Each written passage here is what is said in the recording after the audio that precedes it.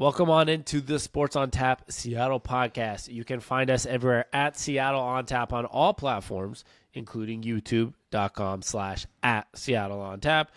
I'm one of the co-hosts, Sammy on Tap, but that's Sammy with an I, Sami on Tap. And with me, as always, is my brother, George on Tap, George with a G. The way it's usually spelled. Not with an H, not Jorge. Yeah. No offense to Jorge. Jorge would be a J, my friend. But that would be a J. Yeah. It's not an H, but it's a J. That's good. That was a good try. George, Sammy, Wait, on Tap. Did I say H? Yeah, you said Jorge with an H. That's my bad. That's bad. All right, well, we had on Stryker from SteelerNation today. I'll have all his information. You'll see it on the screen and in the description. We're talking a little bit of just football and life, and the football life, not life, but like football life, content creation stuff, and what we all do, and talked a little bit of the Steelers and Seahawks, and then we just talked some football. Just an overall conversation about sports. Absolutely. It was a great time. It was. Check out our website, SeattleOnTap.com, for merch, articles, if you want to find all our socials. And I'm just going to start the show with how we started the conversation, George. So after this transition, everyone's just going to hear the natural show itself. Yeah, it's very off cusp. There was no intro or anything, so don't think you skipped anything. It's just right into combo. Yeah, we're just talking. Well, much love. Thanks for tuning in to the Sports on Tap Seattle podcast, and we will hope you guys enjoyed the show. Leave a review. You're listening to the Sports on Tap Seattle podcast. I'm Sammy, and with me, as always, is my older brother, George. Your favorite place to be a fan of Seattle sports. Now let's get this party started. Tito, are you ready? Are you ready? You ready? So I don't mind the conversation. I do actually think the moving back of the extra points was very interesting.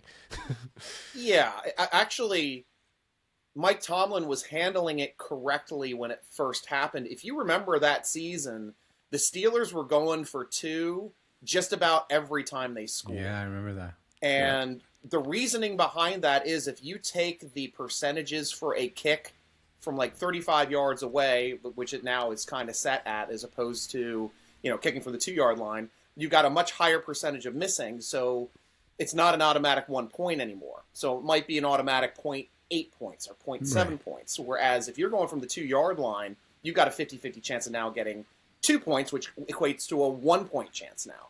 So you have a higher chance of points per play for a 2-point conversion. This still stands.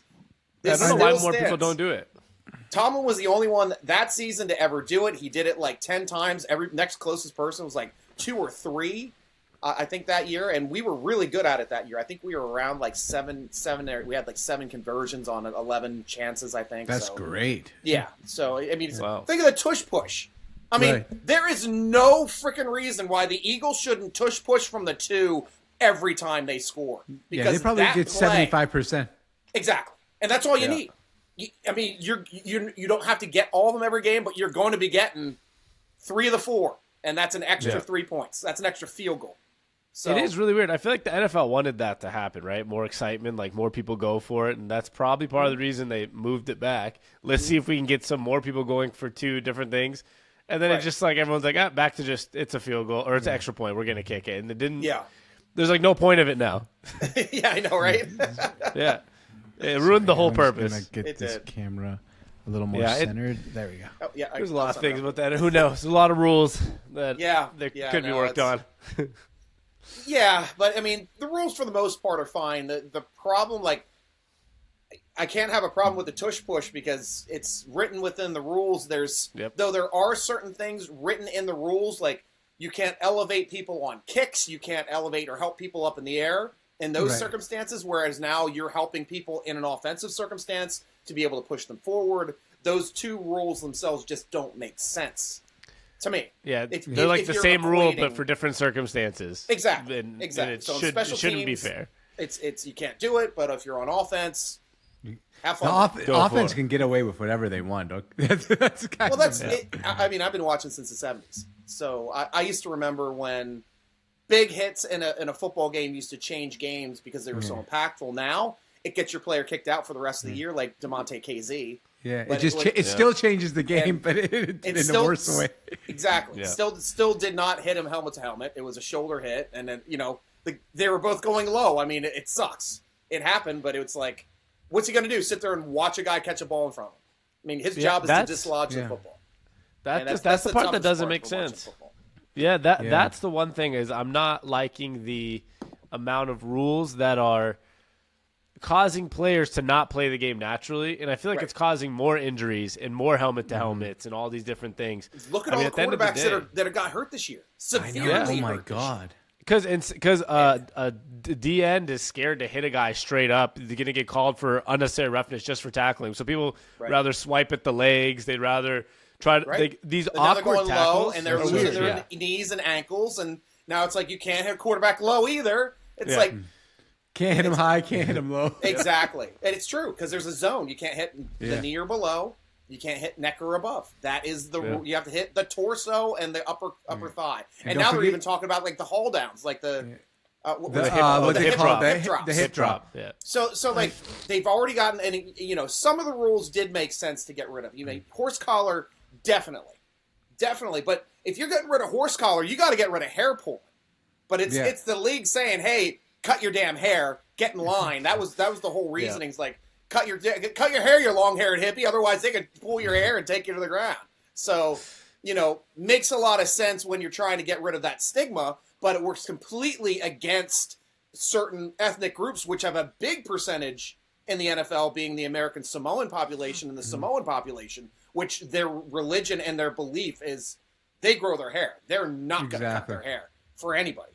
And it's part of their religion. It's part of their spirituality. And it's really impactful. That's having Troy Polamalu.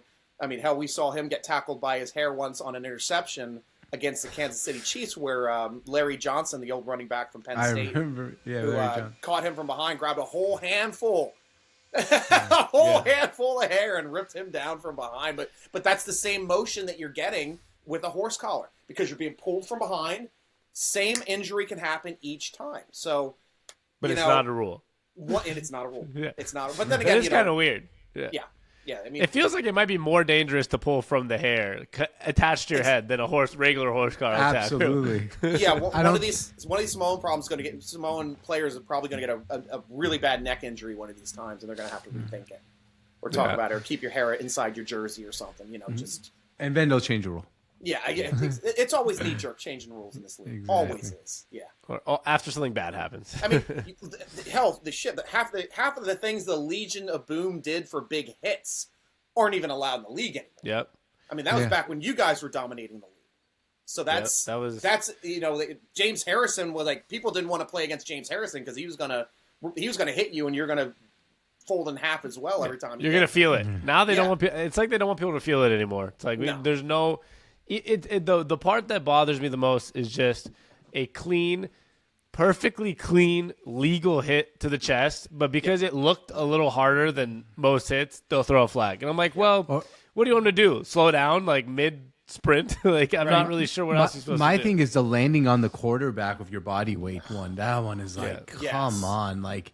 Right. What is he supposed? Like, how do you tackle? Like, float up. Like you got to roll to your side, and then we're the benefit, we're the negative aspect where like T.J. Watt hits you really hard, right?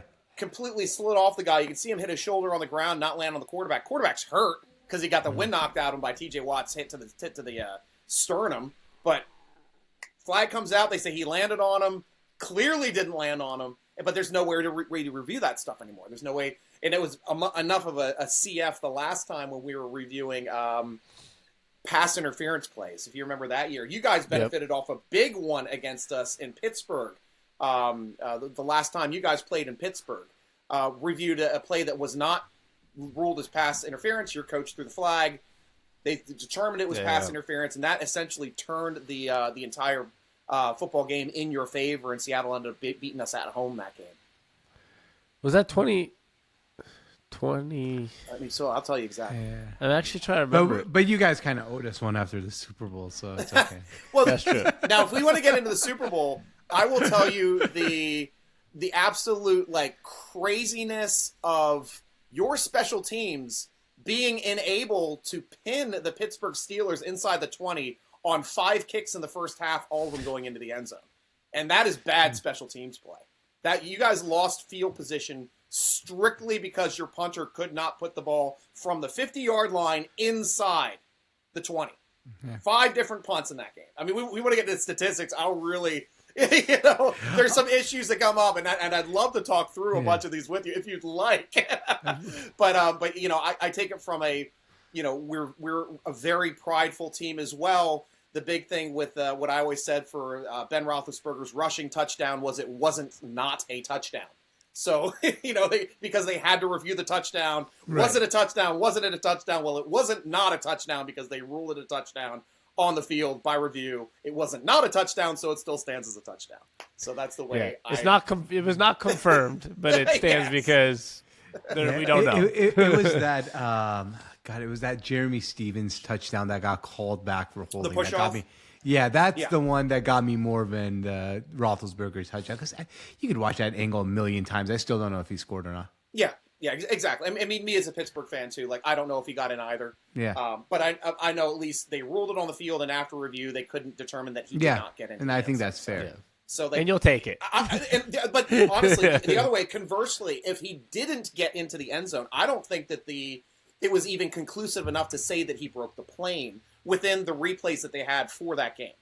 Like, exactly. I couldn't say that for sure either. But it was a great play for Hines to come down with a freaking rainbow ball kick just to even get him inside the 5 to even have a shot at that at the end of the half. And because Ben was not moving the football well in the first half at all. And heck, our biggest play was a reverse X pass where Randall L threw the touchdown. Oh yeah, I remember that. To Hines Ward, and then of course the first opening play out of second half was the big 80-yard touchdown run by Willie Parker. Yeah. On a perfectly blocked play, absolutely perfectly blocked play, and he was fast as hell. So if he had a window, he was ripping it. That guy was fast. He couldn't take a lot of damage. Like, he hit him once, he's going down, but fortunately he didn't get touched on that play. This was a nice day for you, not so much for us. Exactly, and I understand that, because I was on the other end. I got into football. I was a kid in the 70s. Really didn't care about football till about 84. So like, I was really excited back in 95 when they finally made a Super Bowl, and then it was heart-wrenching to watch all of their mistakes where Neil O'Donnell's thrown to the wrong team twice, where Larry Brown was like wide open on both of those interceptions, like standing next to no one. And it was controversial that getting to. I remember that there was controversy about you guys getting to. Was it a touchdown pass that was maybe caught, not caught in the AFC Championship game? Oh, that was the one against the Oilers. The Colts. We played Colts. The Colts. That's right. And the surprising thing was they ruled it correctly. Yeah. Because the way the long bomb, and it was actually thrown by Jim Harbaugh, the current coach of the Michigan. Yeah. And he threw that ball in the end zone. Their player landed on his back in the end zone, and the ball was on his chest. And he went to cover it, and it fell off of his chest. Yeah. So it was not complete, but he rolled over with it. So I'm surprised that they even viewed that was in real time, that wasn't a catch, because that was such a impactful play, especially from the year before where the Steelers were huge favorites against the Chargers, lost on 2 big 3rd and long plays to Papunu, just burning their linebackers on a mismatch both times. The blitz didn't get there. Humphreys completed both of those, and then they fell short trying to throw on 4th down into the end zone for O'Donnell. So then the next year was even bigger. Still a great team, still a great defense, and then that play happening was a huge, I expected it to get ruled against us, to tell you the truth. Yeah. It's so funny how, like, in sports we remember the smallest details, and then like something like school stuff, like I would say if I could, my brain would memorize rocket science for some reason. Yeah. I'd probably be a rocket scientist. But I can't. Sports, it's just like the littlest details. We remember everything. I remember your Super Bowl run was the one against Tony Romo on, was it either the extra point or the field goal where he was the holder? Yep. And the field goal. the field goal, and he screwed up on the hold, ran into his own guy, and you guys got the ball back, and that was a big impactful play. And that season as well for you guys. So like I still remember that. You had a good team that year. Alexander was great. Great offensive I think it was line. MVP. That was his MVP season, or was it 2005? Did you have Jaravicius on that team too? Was he still playing for you then? I don't know if that was the year. Was he on the Super Bowl team, or was he the year before Joe Jaravicius? I have to look that up. I It can might look have been up. 2000. He might have been gone by then. Yeah, because that was He didn't have an 05. Man, it was huge impact for us. almost but- 20 years ago now. Time flies. Yep, Jerry Vicious was on the team. He was. Yep, I love Joe Jurevicius. He was one of my favorite players. Yeah, he was way past his prime when he was with us, but still, he was a hell of a player. I mean, Hasselbeck was a great quarterback. I mean, Alexander obviously was killing it that season. I mean, geez, like nobody. That was could when touch he his broke stats the that season. touchdown record, I think, that season. Yeah, 27 freaking touchdowns. He had more than Hasselbeck. Yeah, it's crazy. Hasselbeck had 24. Yeah, and he wasn't. Alexander wasn't like this crazy. I don't know. He doesn't come off as crazy explosive or athletic or like it's, Right. it wasn't like an Adrian Peterson type of dude when you like watch him and you're like, oh crap. It was just a big guy that just gets through the hole a little bit, gets yards. To me, he was very Curtis Martin. Like, just a guy that's going to grind out yardage. And though I liked Alexander's ability out of the backfield a little bit more because he did a pretty good job, I thought, in the in the dump off game and the screen game. They really didn't go to Curtis Martin too much in that respect. And I guess, I mean, your guy was more of a workhorse, take the football, try to get us yardage, and grind out that yardage, and he definitely did it. Yeah. I mean, it's crazy if you look at it though that after that year, he just wasn't very good at football anymore. Too like I just looked up 1,800 yards, 27 touchdowns, Right. and then played 3 more seasons. One of them was with Washington. Only played 2 more seasons with the Seahawks with 7 touchdowns and 4 touchdowns. Like it's pretty crazy drop off. And I remember like after that season, those next 2 years, all Seahawks fans would get frustrated. Like it would feel like he would hit the line and fall. Like it would. I remember that feeling after that year. Was that once he started to get old, where he'd run into the offensive lineman and you'd feel like it would just fall. I feel like he hit his peak and then. I don't know, it's tough to watch. The running back peaks are just so different in the NFL. You never know. They can fall off in 5 minutes. Yeah, but you can have like usually it's a great 2 to 3 year window for most running backs, and then you get some of these athletic freaks that have a longevity like an Adrian Peterson or a Barry Sanders or an Emmett Thomas that can just like Emmett Smith. I'm sorry, that can just keep like it's like they never get hurt. It's like they just keep going and going. Like it's so rare now, and even now in today's NFL, like it's just Derrick running Henry, backs maybe. are considered expendable. They're like, we're not going to pump out money for a guy unless you're Henry. Like he's the only one. McCaffrey. Yeah, McCaffrey, those two. Yeah. But McCaffrey is essentially like he's a wide receiver playing running back, but is a tough freaking running back too. Yeah, So he's a somebody weapon. He's a diverse. I was gonna say football player. He's a football diverse- player. He is. yeah. Exactly. No, you're 100% right about that. But you're talking about 1% of the running backs in the NFL have a legit shot of a second contract. Like this year, Steelers are going to be up for the 5th-year option for Najee Harris, and that's already going to be up on his 5th-year decision. option. Yeah, because they have to make it before their 4th year. Yeah. That's when it's done. That's what happened with Shazier, because they gave him the 5th-year option, so his next season, even though he got paralyzed on the field, was guaranteed. And never played another down for us, but we had to pay for his 5th season salary as well at the option level. And so the Steelers have to determine whether or not are they going to make that investment for the 5th-year option on Najee Harris, which means he's locked down for the Pittsburgh Steelers for 2 more years if they make that. I say there's no way. He's been somewhat of a disappointment in general. He's good when he's 100% healthy. Yeah. And he's a strong player and he's athletic. Problem is Warren right now is doing it as an undrafted rookie free agent. And that sounds good. And he's killing it as his biggest strength right now actually is in his blocking on 3rd down, picking up the blitz and the blitz reads. He had a great game against Cincy. He knocked 3 guys off the ball, one on the big long touchdown pass, the deep touchdown pass to George Pickens. He had a big key block on that one. So it was really fun to see him like take the load and do the dirty work just to stay in the Steeler backfield. And he's been, getting more and more snaps every game. I still don't know if he can carry the load, but he's a good running back. And you can even if he can, you go get a someone else 4th round draft pick or 5th round draft pick, and That's there you go. That's the Seahawks method. Every couple years, like, oh, Rashad Penny, look how great he is. Like, no, you can go sign with the Eagles. Like, no, we're not. Geez, like, right? we'll draft Charbonnet, and then like they let the guy before that go, and they draft Kenneth Walker, and they just like they just cycle the running backs through, and it works. Yeah, but after Beastquake, it's like you should never have gotten rid of that. That guy was just such an impactful. I just love the way his mindset was. Just he spoke for your fan base. Yeah. It was nice to have. Yeah, because he's unapologetic. He's a hard worker, and you can tell he does whatever he can to make that team better on the field and make the people around him better. And whether it's him blocking, him catching a pass or hitting somebody hard or making linebackers bounce off of him, not just defensive backs like some of these other running backs can do. But he was a lot of fun to watch, man. He was different. It was like he's the definition of different. Yeah. And you guys are probably too young to remember when Franco Harris went to play for your Seattle team. Yeah, I was too young for that, but I know he did. That was early 80s, yeah. And that was I know he's on the list of random Seahawks, like on the like Adrian Peterson, Jerry Rice, like random people to wear a Seahawks jersey for like a year. Yeah. He's on that list. Cool. He's on that random list. Yeah, I did have a friend that was a Steeler fan, ended up becoming a Seahawks fan because his favorite player was Franco Harris.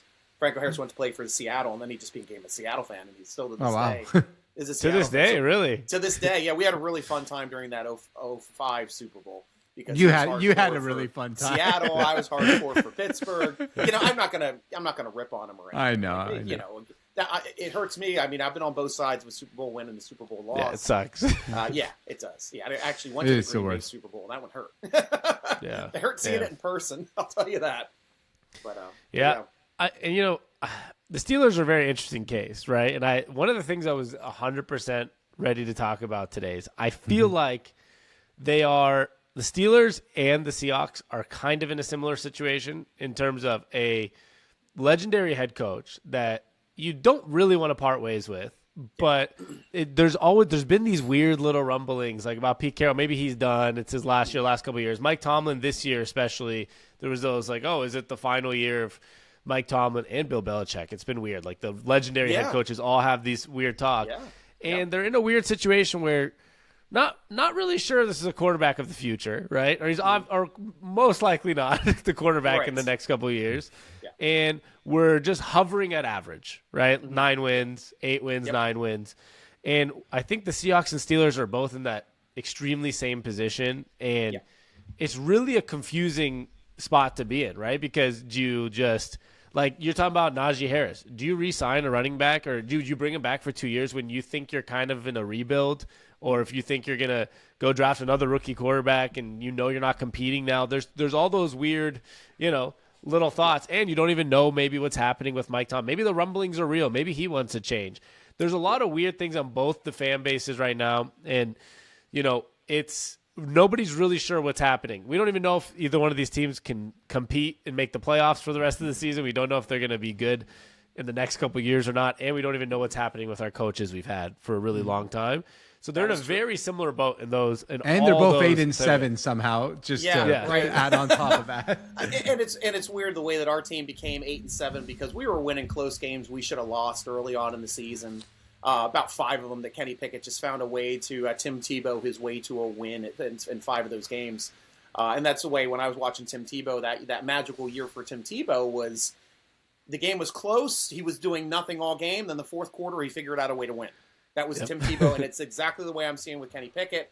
Though Kenny Pickett has a higher ceiling, like Tim Tebow could throw more than one touchdown in a game. So you had to take the good with the bad. Pickett's only done it once. On the running back front, we still don't have to get rid of Harris this year. The 5th-year option is up, but no matter what, he plays under his 4th year because he was a first-round draft pick. Steelers are just determining, which happens just after, I believe it happens right before this, right at the start of free agency. You have to determine on whether or not you're going to 5th-year option your first-round draft picks. And I don't know if that's going to happen, but no matter what, Najee Harris will be a Pittsburgh Steeler this year unless they choose to trade him, which I think that's way outside of the realm of it's going to happen. Now, as far as the young quarterback approach, I at least want you to hear this perspective because this is something that's not being talked a lot in Pittsburgh circles, and I think a lot more out of the box than most people, and plus I'm all Pittsburgh. So, but one aspect that you have to think about is the quarterback that was drafted by the Pittsburgh Steelers and Kenny Pickett 2 years ago was actually drafted by the last general manager regime. So if Omar Khan really wants to put a stamp on his team, he wants to draft his own quarterback. If he actually thinks it's an issue that Kenny Pickett does not seem like he is going to get any better, that he's going to progress, that he's going to become, somebody like, I think his ceiling is like around a Matt Flacco, who's actually doing very well now. He's gotten back up off the couch again. But, yeah, I just saw a stat. I just pulled it up while you were saying that. Flacco, 13 touchdown passes this season. Steelers, 12. and he's done it in like 4 games. Yeah, 4 or 5 games. Yeah, and he's like, great. he's almost 40. Yeah, right. Yeah. Yeah, Steelers it's screwed up odd. there, but our offense was nothing. Right, Our offense was a high school offense when we had Matt Canada. We fired him 5 weeks ago, had our best offensive output game the first game we played after he left, and then now we just had our first 30-point game that we've won in 3 years this past week against Cleveland, which was also our first 4-quarter game that we played all season. We've only been playing games where we've only been good for 2 quarters. We haven't even had a game that we're good for 3 quarters this season because we haven't beaten anyone by more than 1 score. It's been a very, very close, and all the games we lost, we got our asses handed to us. It's not even close. We're double-digit losses. Most of these losses when we're losing. I think we had 1 close loss all season. But outside of that, and then the one thing that I want to talk about, too, that I'm not sure if people are starting to talk about in Seattle for Pete Carroll, but it's starting to come up in some Pittsburgh circles, and we've been discussing it on my live shows. 8:30 p.m. Strikers Inside Slant over at YouTube/SteelerNation. Come check it out, guys, on Tuesdays, 8:30 p.m. I'm live. But on that show, we discuss the possibility of trading our head coach who's under contract. And as we know, there is an industry standard for the NFL that a head coach, high-ended, high-pedigree head coach getting traded within the league is worth at least 2 first-round draft picks. Yeah. So that becomes a very interesting scenario if the Steelers are looking to move on from Mike Tomlin and they wanted to do it in a way where the new general manager wanted to put their stamp on the team. What better way to do it than to get 2 first-round draft picks, move them around, maybe get a slot where you're drafting the guy you want, as opposed to having the guy fall to you, which was still the top quarterback in that draft. I know a lot of people said he wouldn't have made it out of the first round. I highly, highly doubt he would have made it to the second round. I highly doubt that. I think there's a lot of quarterback-needy teams at the end of that draft that would have at least took a flyer on the guy. Yeah, at least tried. Yeah. So we got him at 20. I don't think he would have lasted farther than 25 in that draft. And everybody else obviously didn't start getting picked up until the 3rd round in that draft, which is just an odd quarterback draft from all of us that watch drafts on a regular basis. Yeah, I remember the Seahawks kicked the tire on him as well. Yeah. Checked him out. Yeah, I know. At least on social media, the fans checked him out. I'll say that. Yeah. Who knows if the front office was actually checking him out? But he was a hot topic on, do we go get a quarterback like Kenny Pickett, especially after I think the draft was right before we traded Russell Wilson. Yeah. And oddly enough, too, for Kenny Pickett's stats from 2 years ago, his senior year was better than any of the quarterback stats that got drafted last year, and all of them were going in the top 10. I mean, 4 or 5 quarterbacks went off the board in the first round. Kenny Pickett's stats were better than all of those guys. It was insane. and the Steelers had him in the building. I mean, right. University of Pittsburgh and the Steelers shared the same stadium. They scouted him for 45 years. Yeah. So I actually thought he was going to be really, really successful because for a team to see a guy for that long and then decided to use a first-round draft pick on someone like that, you'd be like, all right, these guys think he's the real deal. And maybe they still do. It also could have been like the reverse, like it's like a placebo effect. They just saw him too much and got comfortable. It was like, yeah, we know what he does. That happens too, right? I feel like a lot of the undrafted free agents for the Seahawks after a draft are a lot of guys that play for the Washington Huskies because it's down the street. Yeah. It's like 10, 15 miles away. They know the kids that go to school in Seattle. They're here. Yeah. They're like they work them out. They're right there. Oh, we'll put you on the practice squad and see what happens. That's how they got Jermaine Kearse, who's made some huge catches for us in the past during that Super Bowl run and things like that. And there's a few of those guys. So it could have been also like the reverse, like an issue for the Steelers. They saw too much of him and were like, oh yeah, we know exactly what he can do, but it didn't really equate to the talent. I don't think he's the guy of the future. I think it's like there's something about it gives me just that vibe of, all right, you could be suitable for 4 to 5 years potentially.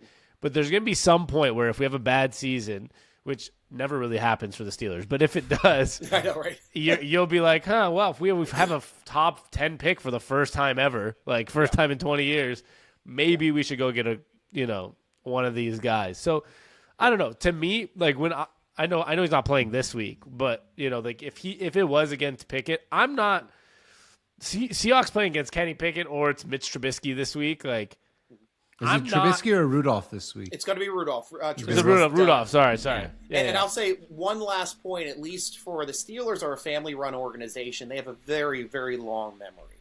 The last time they passed on a great Pitt quarterback that got drafted in the 20s in the first round was Dan Marino. And their owner really wanted that guy. So he liked the nose candy. That's why they stayed off of him. They got Gabe Rivera, who ended up getting in an accident. He never played it down for the Steelers, unfortunately. But they're like, we don't want to miss out on Kenny Pickett. The Pitt quarterback, if he's there, you got to take him. Like, we weren't going to move up for him, but since he fell in our lap, he's there. I can see your perspective. A lot of Steeler fans agree with you, saying he's, might not be or probably not going to be the quarterback of the future or somebody you can build a franchise on. I just want to see him in an offense that isn't a high school offense. Like if you saw our root trees after games, they look like a horseshoe.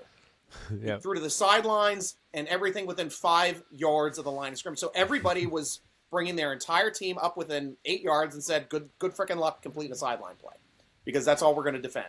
They didn't have, literally, we didn't have any tight end seam plays. We didn't run any hitches. We didn't run any slants. It was all just like people milling around, just doing stops at 5 yards. And it's like, nobody's going to get open if you're just going to turn around at 5 yards. It was a terrible offense. And I want to add something to that for the Seahawks fans that are listening here and probably wouldn't know this about, or maybe haven't watched many Steelers games. If they think you're over-exaggerating, I will say that this was what I read. It was the first time or maybe it was in history that they fired a coordinator mid-season. It's Steelers history. It's their first time in their history. They've fired a coordinator one other time in their history, 1947. Okay. During the season, and it was because the coordinator was also the owner and hired somebody else to replace him. And that was the year that Bell owned the team, and Bell was the owner of the Philadelphia Eagles as well, who started the Philadelphia Eagles. He and Rooney were working together really well. In one season, they actually switched ownership of each other's teams before swapping them back. So that was the year.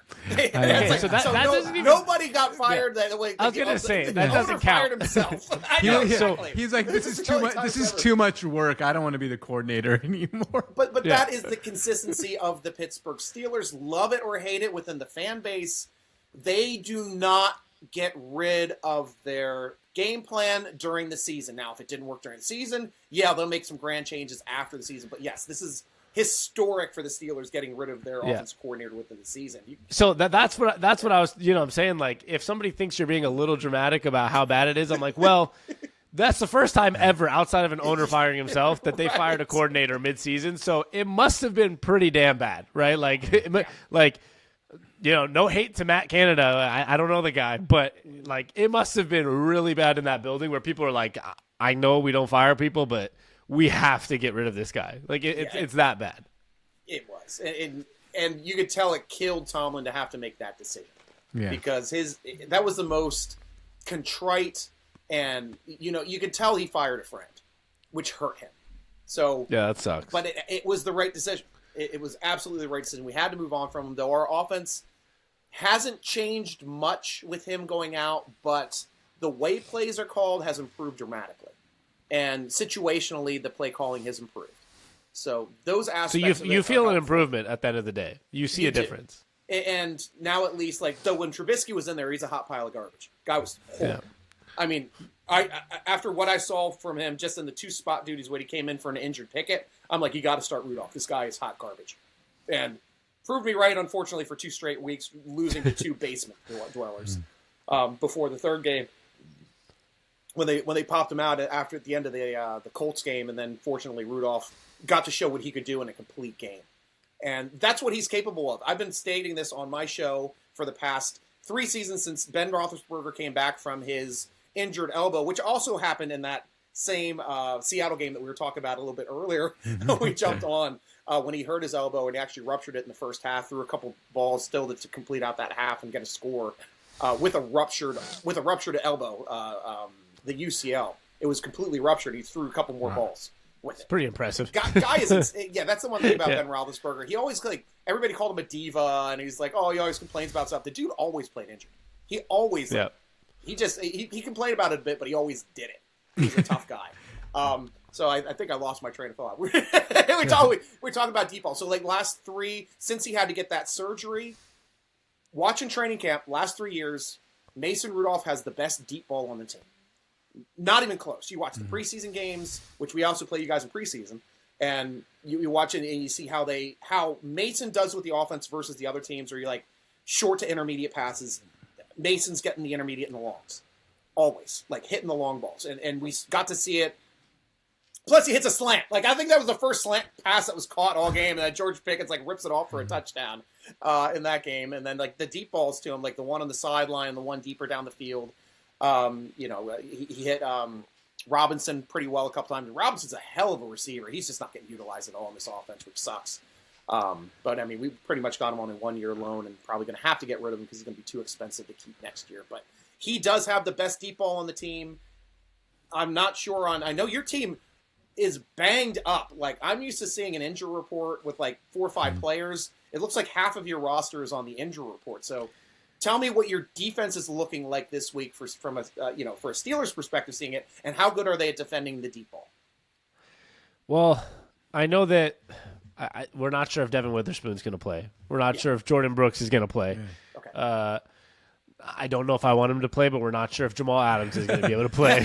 Okay. I'm not sure if I want him out there. We've been a lot better without him out there. Okay. But the defense is pretty banged up. Now this sounds like a corny cliche Seahawks like statement, but they tend to always find a way to like be okay, even with injuries. Like, I don't know, it's the culture. I know I related it to the Steelers before, but just like the Steelers have no business being 8-7. I feel like the Seahawks don't have any business being 8-7 if it was coached by a bad team. Yeah. It's the culture and the coaching. I think at the end of the day, we'll be fine defending the deep ball. I mean, but there's a lot of holes in our defense at the same time. So it's ours are middle linebacker and safety. So we've got a Pro Bowl corner, a perennial Pro Bowl corner playing free safety for us now that Minka Fitzpatrick's out when we had to move Patrick Peterson over to that slot just to stop the bleeding in the middle of the field. When the injuries start hitting, it's bad. I mean, we might be playing Devin Bush at linebacker a lot this week, and I know a lot of Steelers fans like hate him for some reason. Well, I mean, on Twitter, there's like just Devin Bush hate all the time from the Steelers side. I'm not sure why. It's not a thing of hate. I mean, you said we haven't drafted first in the top 10 in 20 years. We had to trade into the top 10 to get Devin Bush. And it was very disappointing. And it wasn't disappointing, actually. His rookie year, he was phenomenal.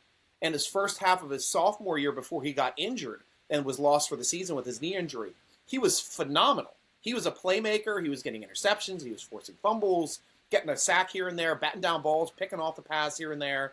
Guy was a playmaker. But after that injury, I don't know if it did something in his head where he didn't want to take the angles anymore because he's one of the fastest linebackers on the field. And he played so much slower when we got back from that injury that he never became that playmaker that he was. So the Steelers got very disenfranchised with him because he was never able to meet that ability. And we were used to Shazier. Shazier, we would have won the Super Bowl. If Shazier did not get hurt in 2017, the Steelers were winning that Super Bowl, and it wasn't even close. Like, we would have completely shut down New England, and they wouldn't have had ways to even affect us in the intermediate game with how fast he was and how hard he hit. That losing him was like, we were trying to find a replacement for years, finally found him in Devin Bush. Yeah. And just Devin Bush getting injured never became that player again, which was unfortunate. So that's where a lot of the Steelers' hate comes from. I personally don't hate him, but I'm interested to hear how often he's been utilized in your defense, because we knew he was going to your team. Was he the starter at the beginning of the season? Is he up there for your team lead in tackles? Has he made any plays where he's turned the football over, forced a fumble, landed on a fumble, gotten an interception, batted a ball down at the line of scrimmage? Has he made any splash plays for you this year? The answer Absolutely is pretty not. much no to all the above.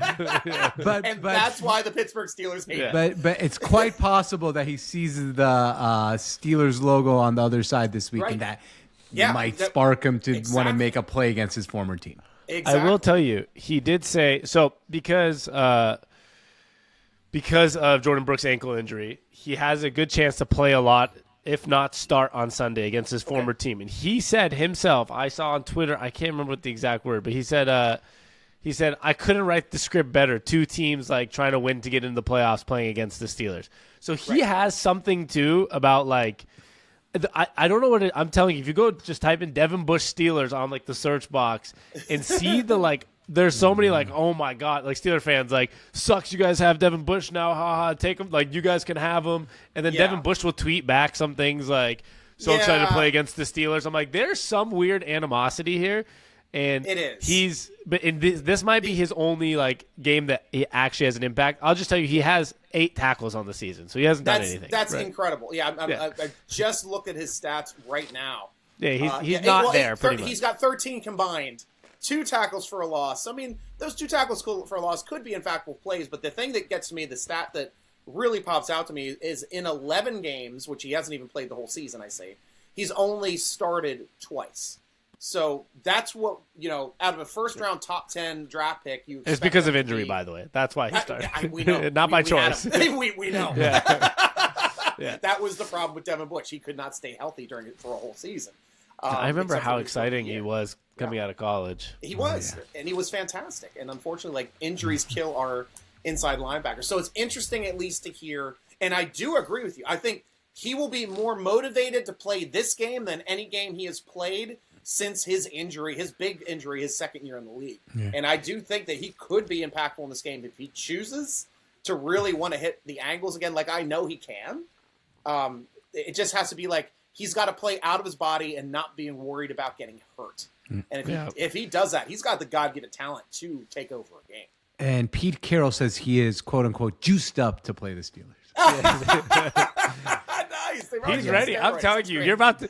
The poor I don't know Steelers if fans you- are going to have to watch a Devin Bush pick 6 on Sunday. You'll be Yeah, like, what right. the hell is this? Right.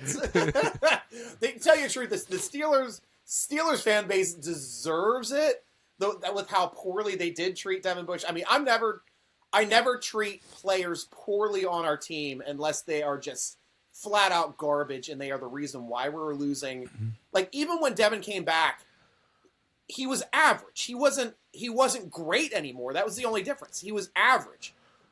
He still started 14 games for us 2 previous seasons.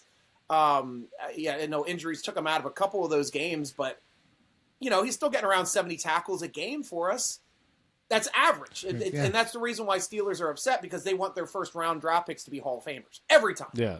If your first round draft pick is in a Hall of They're Famer, used- yeah. Steeler fans there's going to be more hate. Like Jarvis Jones, when we got that guy at outside linebacker, that guy sucked. I mean, don't get me wrong, Jarvis Jones was terrible.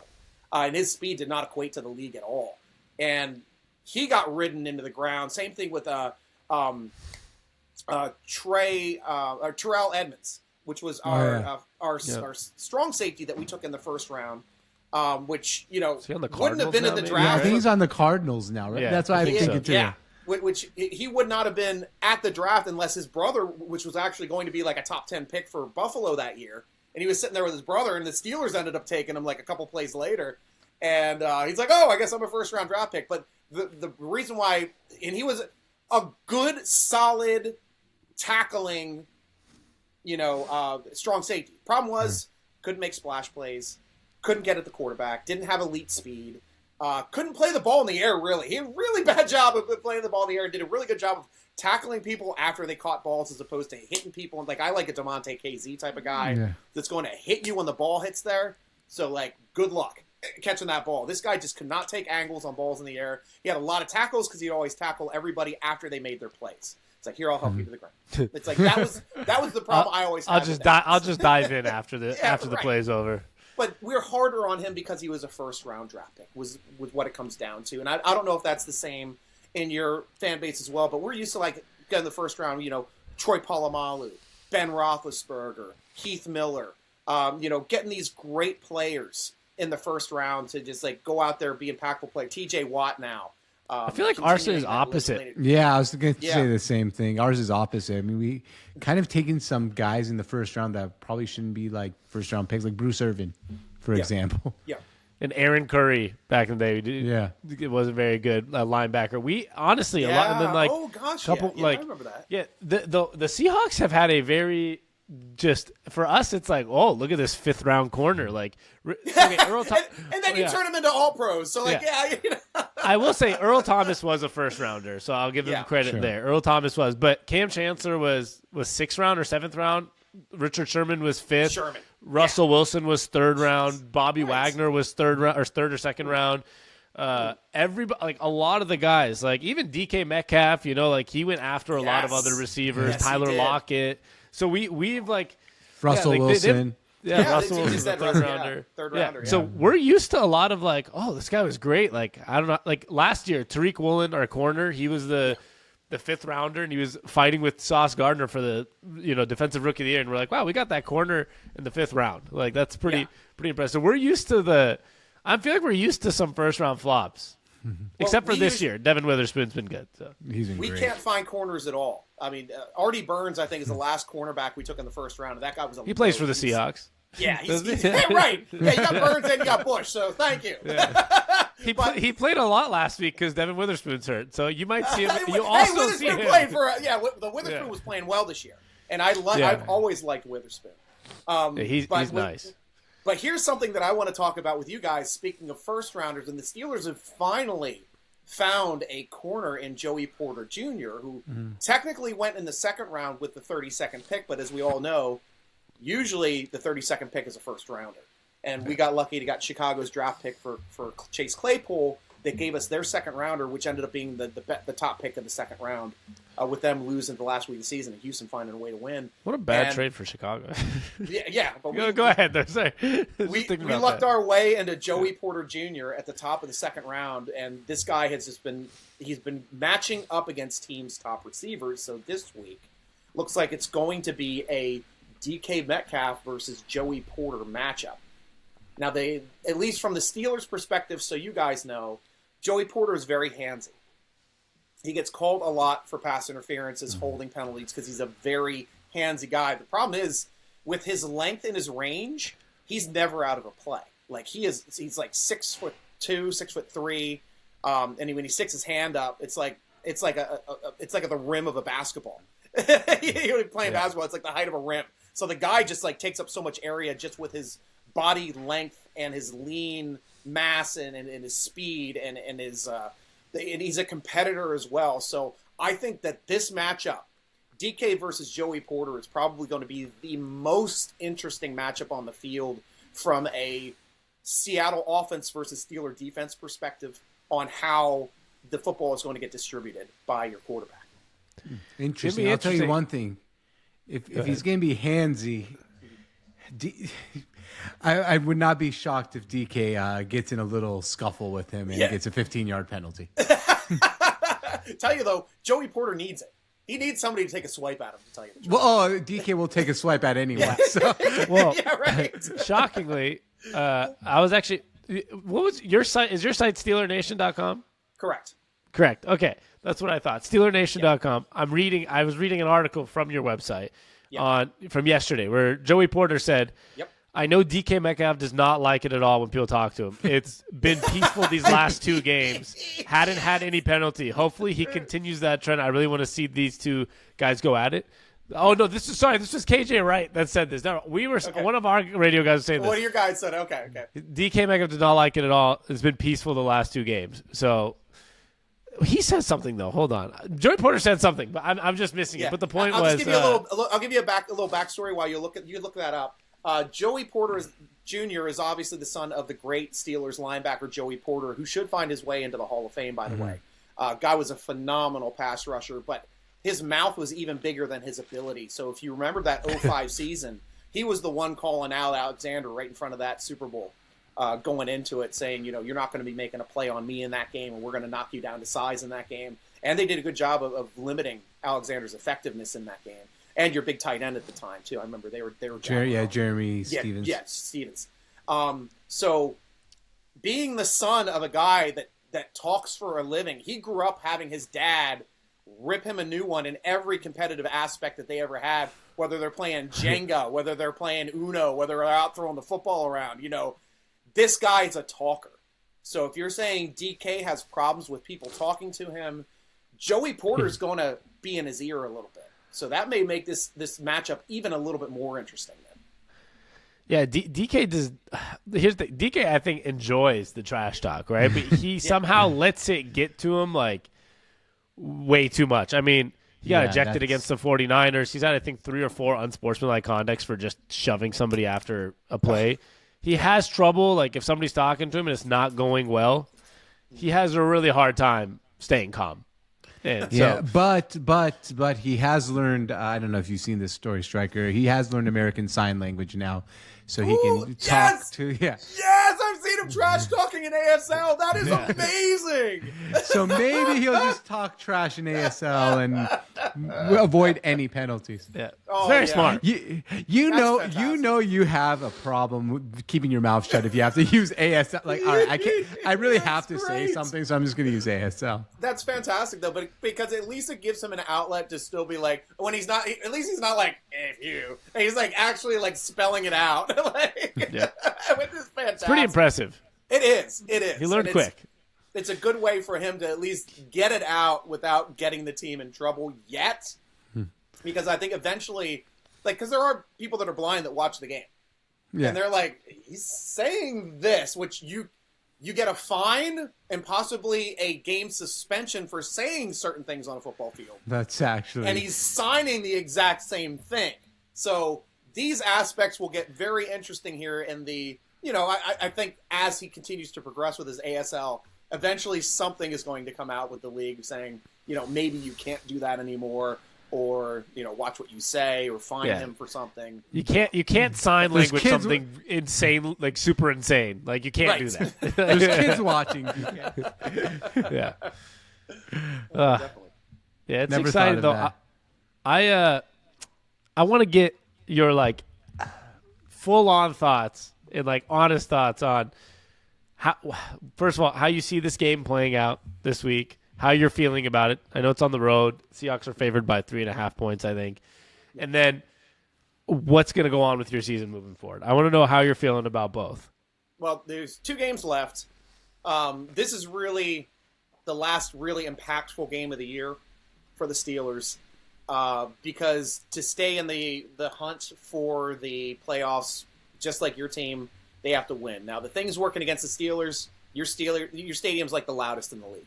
Your stadium is built for all of the sound to go straight down on that field, which is something the Steelers aren't used to. Steelers are used to having home field advantage when they go play on the road. Like, it's rare when they go into a stadium and 20%, 25% of that crowd isn't wearing black and gold and spinning a towel. That's not going to happen in Seattle. Yeah. The Steelers might get 5 to 10% in that stadium throwing a towel, but it's not going to be enough to control the crowd noise. So this works in your favor as far as for having a quarterback like Mason Rudolph, who is a good field leader, to tell you the truth, but just his inexperience as being a full-time quarterback playing in a loud environment, I think is going to be difficult for the offense and the young offensive line to be able to get plays off and effectively run the offense as well as they did last week. I mean, last week was the best we ran it all year. That was our best offensive output of the year. Hands down. Not even close.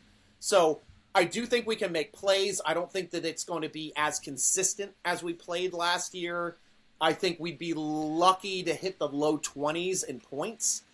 Maximum of like 21 points in this game. And, I'm thinking most of these are probably going to come off of like maybe a couple field goals. So like 20 to 23 points in this game. So it comes down to your offense being able to play against our defense. Our defense is very weak in the middle of the field.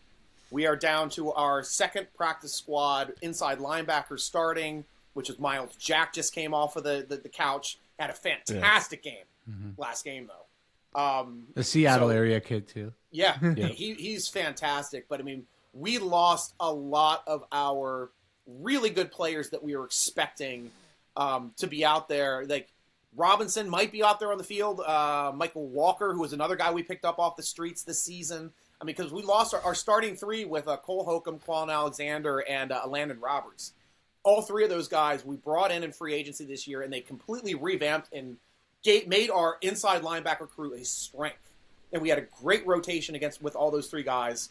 But like as soon as we lost two of them, the wheels started coming off on the inside. So like if you've got a good tight end that can catch down the seam, Noah Fant, we know that he's good. He's good at catching balls down the seam. He's a big body. We're gonna have a tough time stopping him, and we're gonna have a tough time if you guys start running your slot receivers across the middle of the field on drags, slants. You're going to be in mismatch because our safety position is also still very, very banged up. We're getting one of our guys back this week from injury, it seems like. What's his name? That's Eric Rowe. Yeah, Eric Rowe's coming back, and he's practicing, but he's not the guy I was thinking of. The guy that's coming back off, Trenton Thompson. Trenton Thompson was one of our safeties that we've lost for a good amount of time. Like Miles Killebrew, he's strictly a special teams player. He's a liability at safety. We didn't get the bleeding to stop at safety yet until we made Patrick Peterson our starting free safety. Now, just completely taking him off of the cornerback. And it looks like moving forward, he might continue on our team as a safety now, as opposed to playing cornerback moving forward. And then he's played like 8 different positions on our defensive backs list. Just like he'll go line up anywhere. The guy's been phenomenal this year for us. But free safety looks like it's going to be his spot of the future. But I think that if you guys can attack the middle of the field consistently, that is where you're going to have your advantage. And depending on the crowd noise getting the running game going, if it gets going on us, it's gonna build momentum. But if the Steelers find a way to stop it, I know we're fairly healthy now, at least in the front three, with our big bodies up front with Ogunjobi, Hayward, and our rookie Benton. Those guys are nose tackle. I mean, those guys are doing a really good job of shutting down the run, but if you guys find a way to block off of them, get some good space, start establishing the line of scrimmage, it's going to be a very tough, difficult game for the Steelers to stop you guys from scoring more than your low 20s. So that is the matchup to me. Interesting. Yeah, for me, I see this being a very, very, very low-scoring game. Like one of those. I mean, last week it ended up being 2017, but it took a last-second touchdown pass to make it 2017. The week before that, we won 2017. Also took a last-second touchdown pass to make it. Sound a lot like us this season. Yeah. And I Very find much this so. game, Yeah. very similar teams actually in general, but. I do find that's kind of my prediction. I think it's going to be a one-score game, and it might just come down to whoever has the ball last, as cliche as it sounds. It might. Yeah. It definitely might. Honestly, I'm seeing it the same way. You said something earlier that is the exact same thing that's going on with the Seahawks, which is not really putting many two halves together in a game, 4-quarter games. Right. We are very much oh, wow, what a nice first half and what a shitty second half, or what an awful first half and what a great fourth quarter, just a nice little comeback.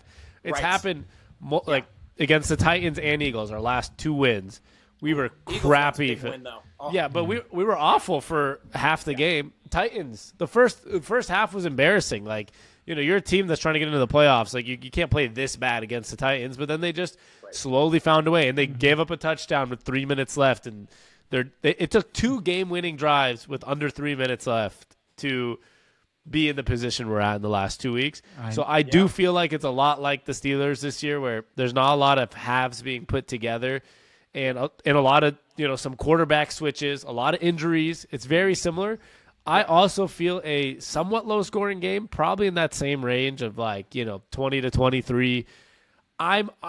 I honestly, if this was on the road, I'd probably say Steelers will come out on top because it's at home. I have a feeling, and I think that line is pretty accurate, 3 or 3.5. Like it's just it's a coin flip. Yeah, like okay, it's in Seattle. They should win by. They should win. If it was in Pittsburgh, I'd probably say Steelers probably should win this game. But it's going to come down to that. It's going to be one play in the fourth quarter that changes the game for both teams. I just don't think either team is dominant enough on one side of the ball to completely, take this game away, or blow out any team. So I think it's going to be a good one, though. I think it's going to be another. The Steelers seem like they have the same thing as the Seahawks. They might have been blown out a couple times, or it's just a super close game. And this one's not going to be a blowout either way. So, and I think that we're just going to have another close one. Right. Yeah, I wouldn't be surprised if it's a 13-10 game, to tell you the truth. But these games, to me, with as much like uncertainty that both of us have for our teams this year, watching them play, like how do we win that one? It's like we played like crap 3/4 of this game, found a way to win at the end. It's like the thing that it really comes down to this season for both of our franchises is turnovers. It's turnovers, and like if you can make a huge team play on special teams, because a huge play on special teams is essentially a turnover as well. Somebody fumbles a kickoff, somebody blocks a punt, somebody blocks a field goal. Those impactful plays are going to really determine how this game goes, because if you look at the Steelers this season, we've laughed at the fact that they've thrown 12 touchdowns all season, but they haven't been throwing interceptions. It's like if you start throwing interceptions, you lose the football game. If you throw a interception, and that was the problem with Trubisky. Every time he stepped on the field, he was throwing 2-3 interceptions a game. So like we knew what we had in Trubisky. I'm like, the guy's trying to make plays, but he can't. Whereas I know Mason Rudolph has at least a shot of making a play because he knows where to put it on the field. Right. So it's going to come down to, are those deep passes going to be defended enough to get a deflection and then a pickoff? That's where I think this game is going to be won by our players. Like, frankly, our defense making a play to get an extra possession on the other team, getting a short field, hopefully getting extra points for our offenses, because I think that's exactly how this game's going to fall. Yeah, it's going to be a good one. It is. It just seems like two teams that are going to be a good game against each other. And like, it might be sloppy good, but like for the people watching it, it's a good game. I was going to say the same thing you just said. It might be sloppy, might not even be good, but it's going to be close. Yeah, I love having two fan bases and two people that represent and talk about their teams on a weekly basis being equally assured of their team maybe finding a way to win the game, because that's where we're both at right now. They could win. We're both in that same spot. We're like, we have good coaches, I don't know, good culture. And we both know it's a must-win game, but we both know, and realistically, we're not going to win this Super Bowl. I mean, it's not going to be a Seahawks-Steelers Super Bowl this year. This year. No. Not a repeat of 05, unfortunately. So it's one of those things. That'd be remarkable if it happened. It would be. But unfortunately, I think a loss puts both of us out. So both of us cannot lose this game. Yeah, and it gets to that point because, in my opinion, like we talked about moving forward, also for the last game of the season, Steelers will be playing Baltimore in Baltimore, but Baltimore might have the 1 seed completely wrapped up and don't even need to play a football game. So they get a 2-week break with their main players, rest Lamar Jackson. Though we love playing Lamar Jackson. That guy can't beat us. We are built to defeat Lamar Jackson and mobile quarterbacks like that. Like we're really that's the way we built our defense. But aside from that, this is our playoff game. If the Steelers are going to make the playoffs, the win has to happen this week. Otherwise, they're gotten zero chance of making the playoffs. Yeah, it kind of falls the same way for the Seahawks. I saw on PFF it was 89% chance to make the playoffs with a win, and it goes down to 40% with a loss because we have the Cardinals next week. If it's a win to get into the playoffs next week against the Cardinals, and we had won this game against the Steelers, we're gonna get in. But a loss really puts you in a weird spot because you have to win your next week. You have to hope other people lose. I know you guys are probably in the exact same situation where it's possible at 9-8, at 9-8, but it's all, you're not really controlling your destiny anymore. I feel like a win for both teams, kind of controlling their destiny. Go win week 18, is it now, right? Is it called week 18 now? I always call it week 17. Yeah, 18. Yeah, week 8. It's now week 18. Yeah, I never know what to call it. I was like, what week is that last week? Week 18 is going to be, for whoever wins this game, week 18 is going to be a win and get in. So it's one of those huge games for both teams. Yeah, and I'm looking right now on just who's got the wins. Bills have 9 wins. That's what I'm looking at too. Dolphins are Steelers are at 8. And everybody AFC West, at least they're ahead of the Raiders and the Broncos. They got the tiebreak on the Raiders for beating them earlier this season. But then you have every team pretty much with 8 wins in the South with the Colts and the Texans. And unfortunately, the Steelers lost to all those teams. Lost to the Jags, Colts, and Texans. Oh, okay. So cannot get a tiebreaker. They can. They pretty much cannot get a tiebreaker. I don't think on any, because I think the only team we beat was the Titans. Yep, that was the only team that we beat in that division this year. Yeah, you have that's going to be a really like we need 2 of those 3 teams to lose one game in the next 2 weeks and win out and that would get the Steelers into the playoffs. And I think they are playing each other too. So like they've got a couple matchups where I think the Jaguars, Colts, and Texans are playing against each other. So I know that Colts and Texans are the last week of the season. Yeah. So there's that right there. One of them is going to be out. But I don't know, it's tricky. The AFC is kind of weird. A lot of 8-win teams, and there's a couple like Broncos and Raiders are at 7 and 8. Like if they win the last 2, and so like the NFC has a lot too, but not as much as the AFC. There are what is that? Yeah. Like 1, 2, 3, 4, 5, 6, 7 teams kind of pushing for the final spot. Right. And you guys are at least in a situation right now as you sit. I mean, it's you and the Cowboys are already going to be pretty much in with a wild card. Right. They're at 10 wins. You and the Rams are at 8.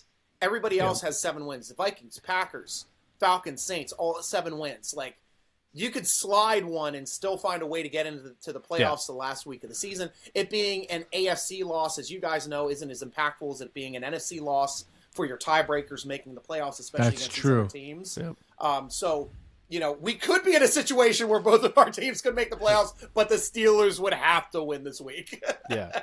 Steelers need a win. That's yeah, definitely. There hasn't been a tie in the NFL yet this season, so Yeah, and with the horrible way that I can't not stand the overtime rules in the NFL. Yeah. I think they are so knee jerky that they are now the worst overtime rules in any professional sport worldwide.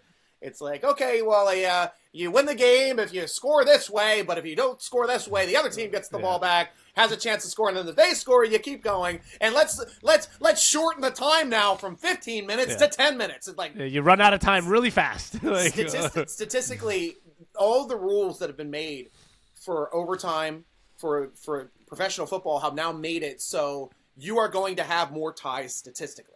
I mean, we may miss out this year, but previous couple of years we've been having a lot. we had of a few of them, with these 10-1, and we were averaging about like 1 every 2 years up until they started changing rules, which was like with sudden death it was even lower. Like sudden death, ties were rare. It's like once every 4 or 5 seasons you get a tie, and then they's like, well, now other team gets a possession. Now we got like ties like 2-3 times a year. Like this, you're right. We didn't get one this year yet. But I just cannot stand the rules. I like the college rules.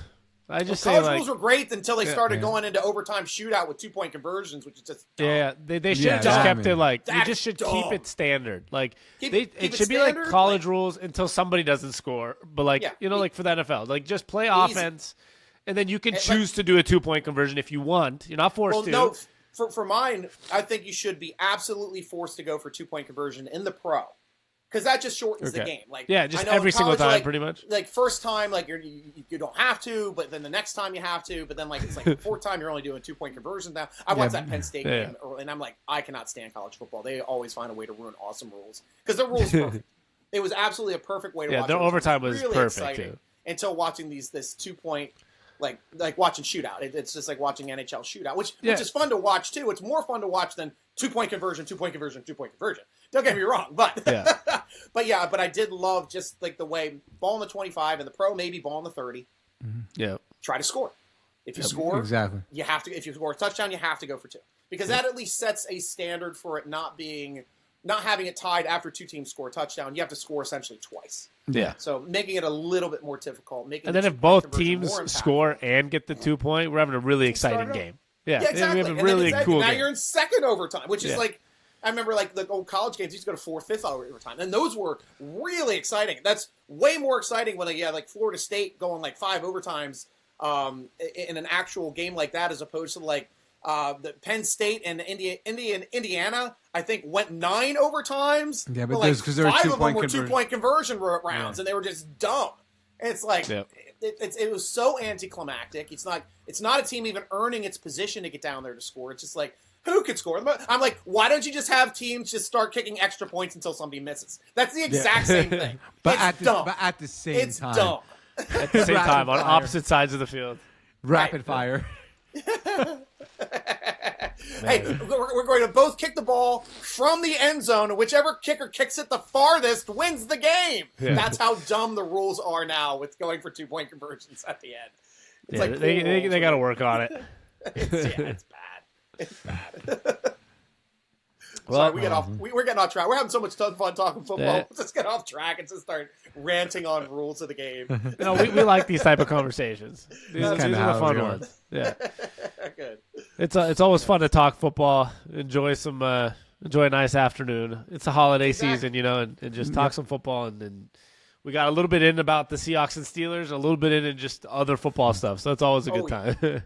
Always, and obviously, I hope we can both find a way to make it into the playoffs. I know we both want to win today, or this upcoming game, but I know we'll at least both be rooting hard for our teams come Saturday, right? Is this another Saturday game? Or Is it this a Saturday? No, game? Sunday. I think No, this Sunday. week is Sunday. Okay. Sunday, yeah. We played like the last 2 Saturdays in a row, so like I'm just expecting. I don't to play on even know Saturday. when we've played. We played like I 3 think you're right. Thursday games and like a Monday, Monday night. And then, yeah. Yeah. and then like We did have Sunday last week. We had our first Sunday game in 4 weeks was last week, and I know it's this week also. So it's like Yeah, it's very confusing. Sunday at 4:00. Sunday at Yeah. 4:00. It's locked in there. Now we get the information. New Year's Eve, Sunday at 4. Will these teams be done playing before the ball drops? I hope so. Hopefully. not if they had the college overtime rules. Yeah, the way the overtime rules are currently written, they'll definitely be over before then. Yeah. It's gonna be a fun game though. It's Definitely is. I feel like there's something about the Steelers Seahawks. It'll be a nice game. Nice. I can't wait. I think it's time to wrap up. We're at an hour and 10, problem. so I'm gonna get to editing before Sunday. And I want you to throw out your stuff again. Oh, sure. Just for people like even for me. Just where can we find you and everything? Perfect. I'm Stryker. I go by at SN Strikers for SteelerNation Stryker. I'm on Twitter. I'm on the Tickety Talk. I'm on the Instagrams. If you want to slide into a DM or follow me, that's ways to do it. Usually I post on Twitter what I'm doing for those weeks, but sometimes I will do a show immediately after the game live. May do that on this Sunday, depending on where I am. If I'm at home after the Seahawks game, I'll go live. But I'm always live Tuesdays at 8:30 p.m. Eastern Time. On YouTube's generally the easiest way to find us. YouTube.com/SteelerNation, the SteelerNation channel on YouTube. You subscribe to me, it'll immediately tell you when you're coming up. And we got a great base of 100 people that jump on there all the time. And we take questions, comments. There's no topic offline except politics. I will shut down politics anytime. But if you got at least an idea on the way that the game is played, what your team should be doing, I am all open for that. And I'm always open to have other fans on the show as well. Awesome. We're I a love very it. safe space. Yeah, I love it. So thank you for having me on your safe space there, George and course. Sammy. I appreciate it. We appreciate you, man. Yeah, Very we'll cool. hopefully do this again in the future. We'll definitely do this on our end next time the Steelers and Seahawks play. Was it 2 years? I love that. No, I we'll love that. definitely do it before our Super Bowl matchup this year, since Yeah. we're both going to the Super Bowl. Yeah, we'll talk about that during the week off when they have their, as opposed to doing the Pro Bowl, they'll have the quarterback skills competition now, Yeah. as opposed to playing. a football game. And they have the tug of war. I don't know if you heard about the tug of war competition coming up. No, I'm not joking. Why don't they just have them play Squid Game? They are. Lick That's cookies. basi- Let's just have them lick cookies. Yeah, literally. I wish I was. Just Oh my cancel the gosh. event. Like just It is cancel. like I grew up during the '80s. They had the quarterback challenge was something they did for quarterbacks that couldn't make it to the playoffs, and they'd go out on the weekend and just do stupid things. And this is the Pro Bowl is just so dumb now. It's they screwed it up. They made it to the point where nobody wanted to watch it, and the problem was they didn't take my advice, and I'm like, stop playing the frickin' Pro Bowl in our country and start playing it overseas. Because if you go to an overseas game, everybody's wearing every single other jersey than the two teams that are playing in that game. And that's just the game that you show up in whatever NFL jersey you're in. So it's play it overseas.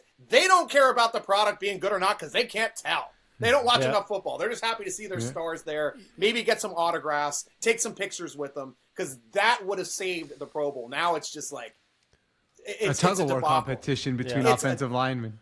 It's a debacle, and the problem is tug of war is going to get them hurt. It's Yeah, going to happen. somebody's gonna tug get of hurt. war Oh, my. used to be an Olympic sport.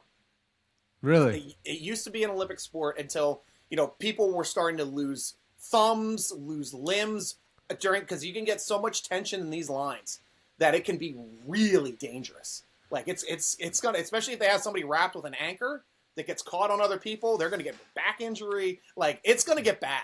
Like So you're saying it's going to be canceled after a season? It's like it's like when they were playing the sand football and Edwards, the great running back in New England that one year. Yep, he tore his out ACL. his ACL playing beach football. It's like it's the dumb stuff that the NFL doesn't think about that's going to get players to lose their ability to even, like, great players to lose their ability to make money in the future because they want to play a stupid game as opposed to the Pro Bowl. Yeah. The tug of war. I don't remember people losing their careers playing in a Pro Bowl game. I don't. Yeah, especially the players are playing like they're not hitting maybe the same way in the Pro Bowl and stuff. Like they're not trying to injure each other. It always you're not worked allowed out. to blitz. Yeah. Like Pro Bowl's like you weren't allowed to blitz. You can only rush 4. But it always worked out. Like it seemed like everybody always came out of it pretty injury free, and it was a good little entertainment for the fans that are there. High scoring game. Yeah. It's fun to watch. Yeah. The players get a Definitely trip to was. Hawaii or so, whatever it is, and like it was it made sense. Now I honestly think they should just cancel it at this point. Me too. Well, when you let a guy like Richard Huntley into the Pro Bowl as the quarterback for the AFC 2 years ago, I mean, it's like this guy wasn't even like the third best player in his division, and he made the Pro Bowl. Yeah. Which was just insane. Pro Bowl quarterback Richard Trubisky Huntley also. Yeah, right. But at least he did have a good year that year. Yeah, but he was like the fourth replacement. It was like he replaced like Russell Wilson, and then Russell Wilson was replacing this guy, and then it was like Trubisky, you want to join? He's like, yeah, sure. Yeah, but at least he got his team to the playoffs. That's true. Like Huntley did not. Huntley found a way to lose the Ravens out of the playoffs when like Lamar already had him with like near double-digit wins before he went down with a leg injury, and like Richard Huntley just like laying an egg the entire rest of the way and found a way into the Pro Bowl. I'm like, Kenny Pickett had better stats his rookie year than Richard Huntley did. Like, he should have been the Pro Bowler over, which he didn't deserve to be a Pro Bowler at all. Yeah. Welcome to the Pro Bowl. This is how it works now. Yeah. You win. You won the golden ticket. Did you open up that foil wrapper and find a golden ticket? Literally, it's so weird the amount of Pro Bowl. It goes on your like on your Football Reference page, like Pro Bowler, and you're like, really, this guy? Like, he was a fourth Mac replacement. Jones. Right. Yeah, like Mac Jones should not be a Pro Bowler. But he is. Yeah, he is. Yeah, Yeah, everybody's. it's crazy. And then this year might be similar because everybody's injured again. Like all Joe the- Flacco. And so you're Joe Flacco. Well, he might be the MVP. Yeah. I'd vote for him. Why not?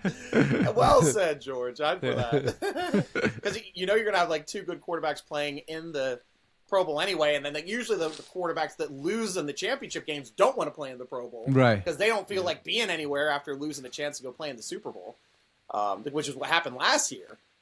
And it's like, jeez, it's like you find like the worst like dog crap quarterbacks to go out there and play in the Pro Bowl. I know, it's crazy. I know. Well, guys, All right, well, honestly, thank it you was a so much, pleasure. though. Thank Have me you, on the man. show. Dude, we can thanks talk for coming on. football all freaking day. I know. Yeah. I know. I'm gonna have to do It's the best. a 13-hour live stream. I know, right? I'll have you guys, honestly, if you guys want to join me on the draft show, I'd love to have you up there when Seattle's about ready to jump on the board and talk about your draft strategies. And like, I love doing that kind of stuff. We'd love to. Yeah, Let's do it. we'll keep in touch. Yes, we will. All right, George. All right, Sammy. Thanks you, man. I'll talk Thank to you, you man. soon. Yep. Bye.